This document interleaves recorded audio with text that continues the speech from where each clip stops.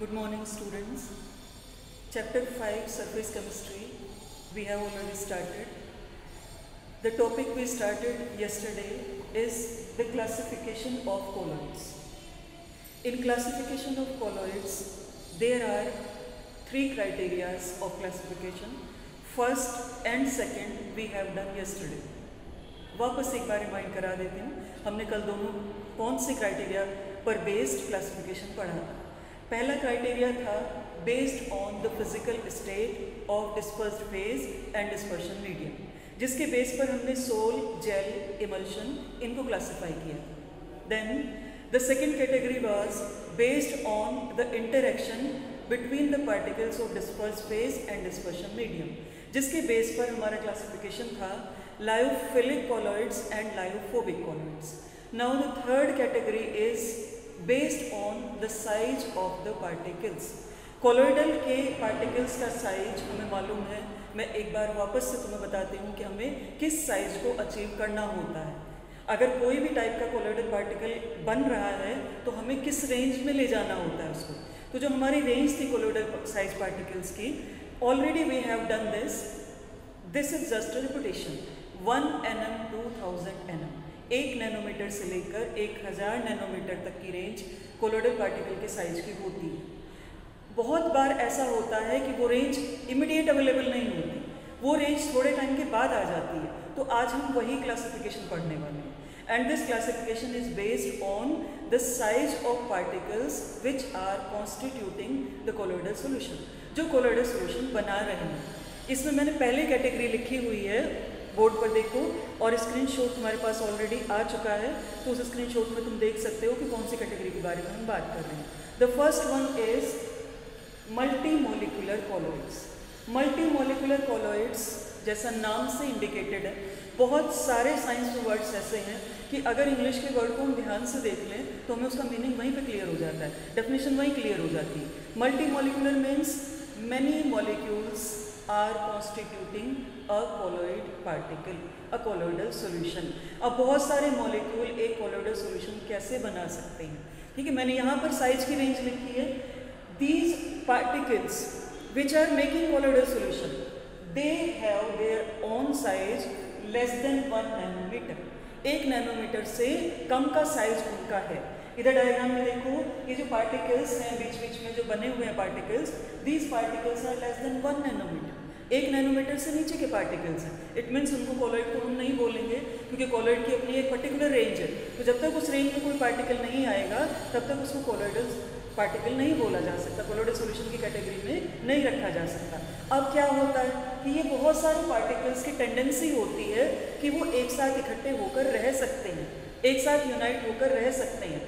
For example S8 molecule, sulphur के 8 atoms एक साथ इकट्ठे होकर एक पार्टिकल के फॉर्म में रह सकते हैं, and that particle is known as the colloidal particle. तो यहाँ पर जो पार्टिकल्स हैं उनका अपना साइज 1 नैनोमीटर से कम होता है, लेकिन जब वो यूनाइट कर जाते हैं, जितना उनको असेंबल होना होता है उतना असेंबली होने के बाद जो साइज होता है वो साइज अपना 1 नैनोमीटर से 1000 नैनोमीटर की रेंज का आ जाता है, ग्रेटर देन 1 नैनोमीटर आ जाता है। इसलिए इनको कोलोइडल की कैटेगरी में रखा जाता है। And this is called multi molecular colloid, क्योंकि कोई एक एटम कोलोइड नहीं बना रहा है, कुछ एटम मिलकर कोलोइड बना रहे हैं, कुछ मॉलिक्यूल मिलकर कोलोइड बना रहे हैं। This is why the name multi molecular is provided. Then come to the second category, macromolecular colloids. Macromolecular colloids for example starch and protein.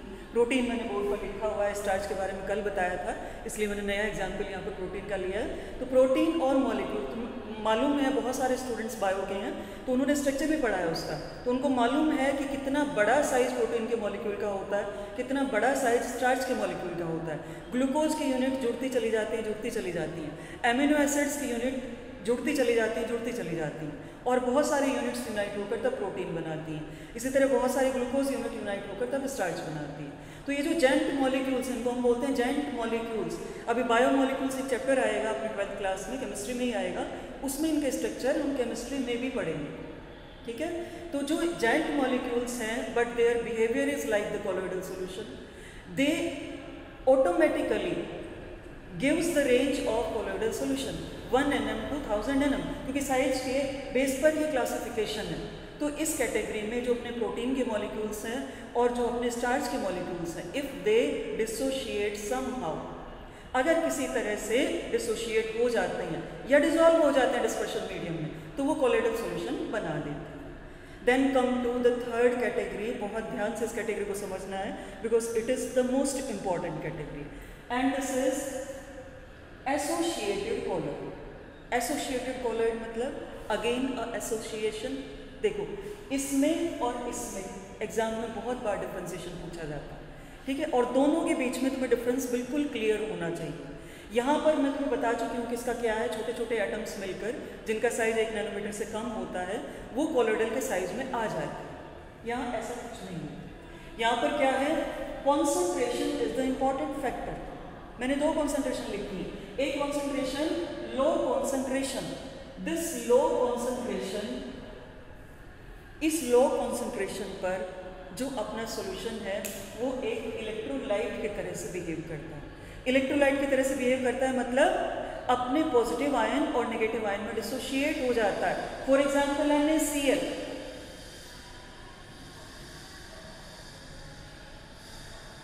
Ionises NaCl, this is electrolyte. इसकी तरह से behave करता है। अगर कम concentration है तो कम concentration पर ये इलेक्ट्रोलाइट की तरह से बिहेव करता है, पॉजिटिव आयन और नेगेटिव आयन बनाता है।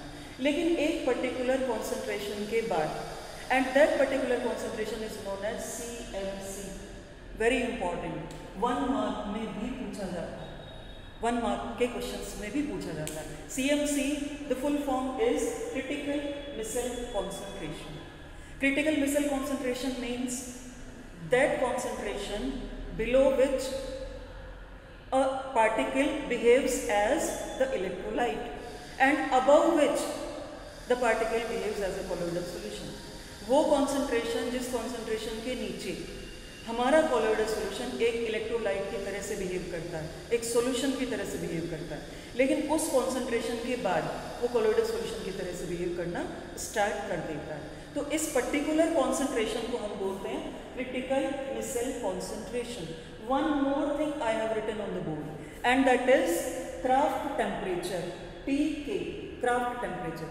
क्राफ्ट टेम्परेचर क्या है? It is the temperature of CMC, critical micelle concentration. वो टेम्परेचर जिस पर क्रिटिकल मिसल कॉन्सेंट्रेशन एग्जिस्ट करती है। हमारा जो सॉल्यूशन है वो किस में कन्वर्ट हो जाता है? हमारा इलेक्ट्रोलाइट एक कोलोइडल सॉल्यूशन में कन्वर्ट हो जाता है।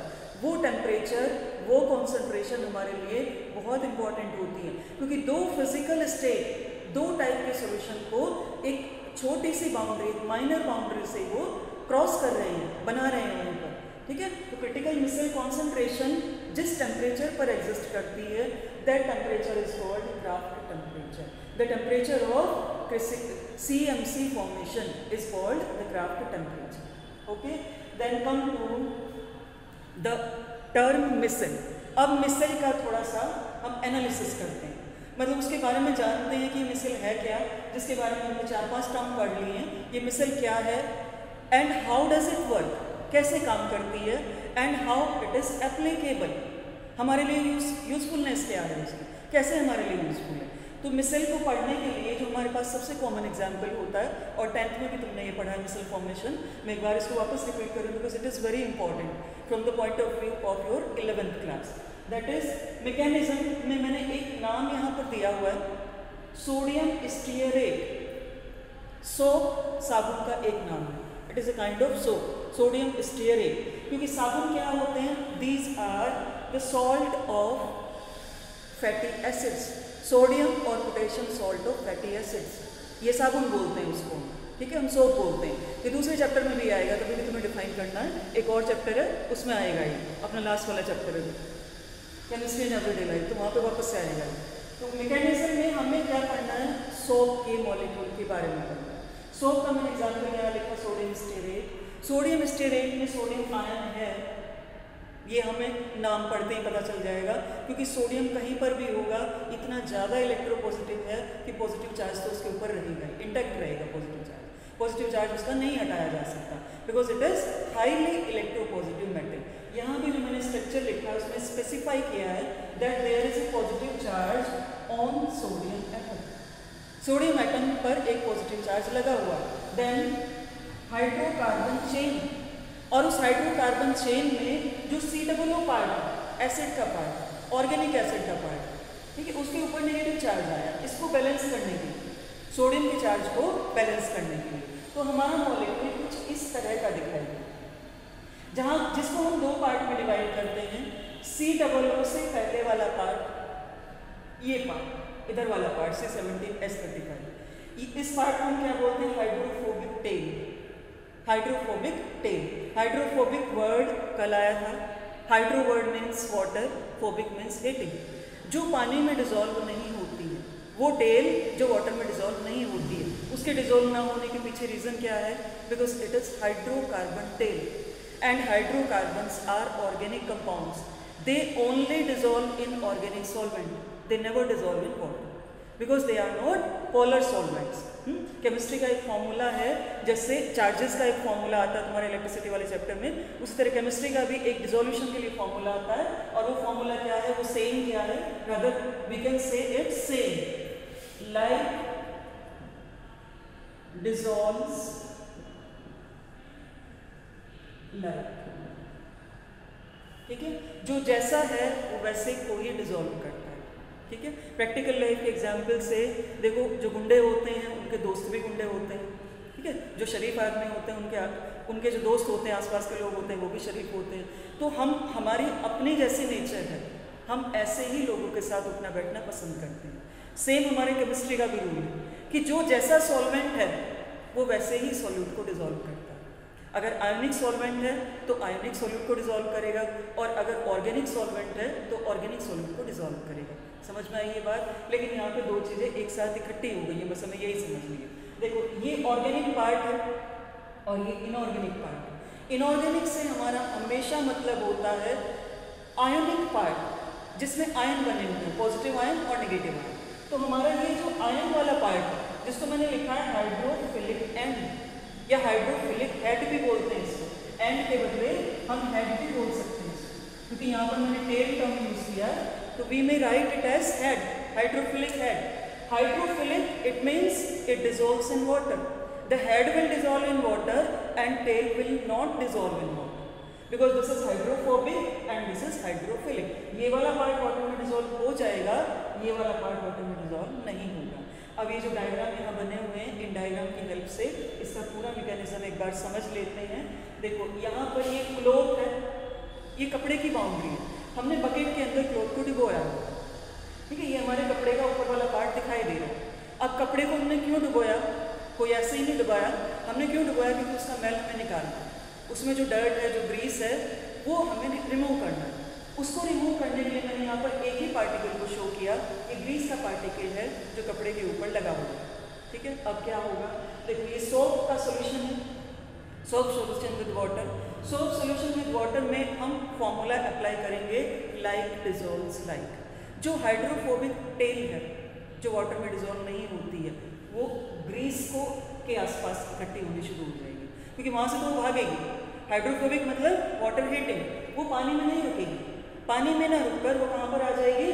वो इस ग्रीस के आसपास आ जाएगी। ग्रीस के साथ एक केमिकल बॉन्डिंग नहीं होगी, बट एक टाइप का बॉन्ड आ जाएगा उसके साथ, क्योंकि वो उसके जैसी है, तो वो उसी के साथ आ जाएगी।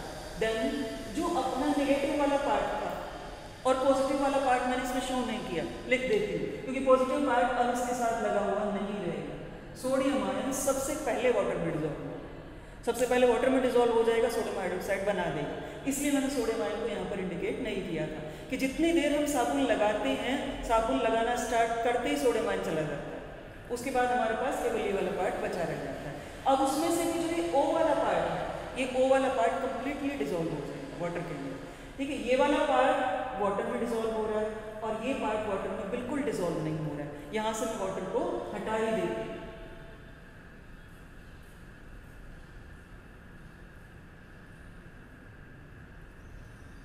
देखो, this is not dissolving in water and the upper part is dissolving in water. अब अल्टीमेटली होगा क्या?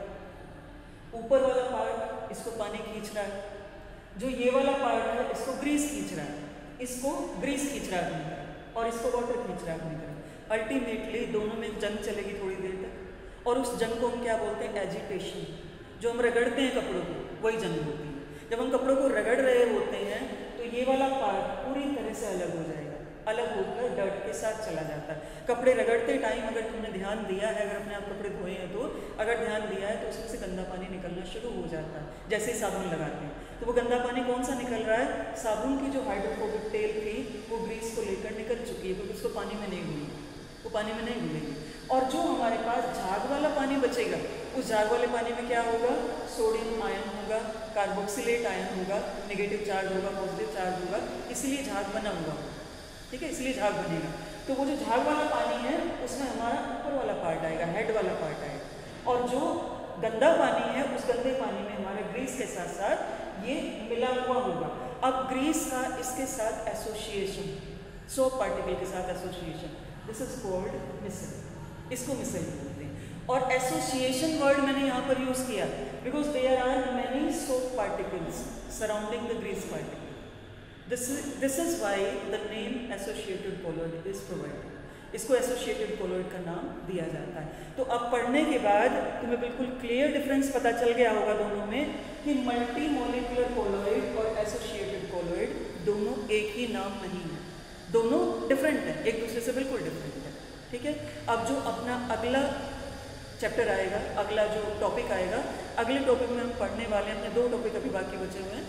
एक टॉपिक अपना बचा हुआ प्रॉपर्टीज ऑफ कोलॉइड्स और एक टॉपिक अपना बचा हुआ है प्रिपरेशन ऑफ कोलॉइड्स। तो प्रिपरेशन ऑफ कोलॉइड्स का थोड़ा सा इंट्रोडक्शन मैं इस वीडियो में तुम्हें बता देती हूँ कि तुम लोग तैयार रहो नेक्स्ट टॉपिक के लिए। प्रिपरेशन में हम केवल दो मेथड फॉलो करते हैं।